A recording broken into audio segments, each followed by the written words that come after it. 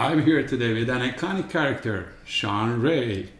Shawn, thank you. I really appreciate your accepting the invitation. Yes. First of all, I would like to ask you about Arnold Classic. Yeah. How was that? Well, I just got back. It was the 34th year that they held it, and it was my 34th year attending. So I've been to every single one since 1989 when Rich Gaspari won the very first one. And every year I've watched its growth. And, of course, 2 years ago we saw with the pandemic shut everything down. First time ever they canceled the expo, but the bodybuilding show went forward, and Big Nick Walker won that competition. And this year it was like Arnold Schwarzenegger Classic Light. The expo was back. It had the look and the feel of the old days. But was it welcome just like before? Well, I mean, for me it felt like it was because there was more people. Last year there was no one. Nice. But we know a lot of people stayed home. A lot of people have travel issues. A lot of people weren't able to prepare for this show. But it's definitely headed back to where it once was. And it still was arguably one of the biggest and best events of the year. Nice. The next question is from the Thanos Up magazine. Everybody knows that Big Ramy today is the size symbol and also is considered as a success. But there are some people that don't like his body. Do you think this persistence on his championship or carrying a specific message, or you think this body deserves this place? Well, I've done everything in bodybuilding except judge. I've promoted contests. I've sponsored athletes. I've sponsored shows. I've witnessed 36 Mr. Olympia contests in a row without ever missing. Just did my 34th Arnold Classic. I've seen the biggest of the big and the best of the best. Big Ramy is the latest. The judges have rewarded him 2 consecutive Olympia titles. Culturally, he's from a different world.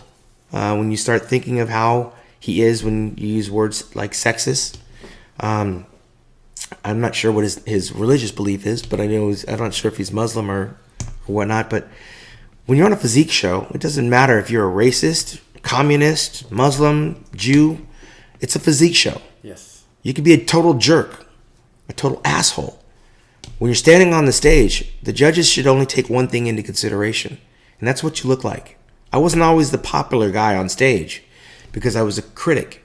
I criticized the judging. I criticized the prize money. I criticized some of the athletes that were competing in the competitions. But when I got on that stage to be judged, I wanted to be judged on my body of work, not on my personality, not on my height, not on my race, not on my religion.